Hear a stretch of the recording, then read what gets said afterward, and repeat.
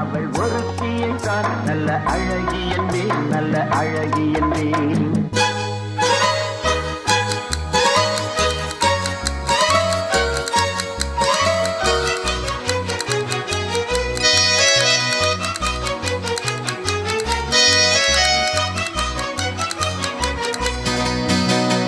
இடையோ இல்லை இருந்தால் முல்லை கொடி போல் மெல்ல மழையும், சின்ன குடை போல் விரியும் இமையும் விழியும் பார்த்த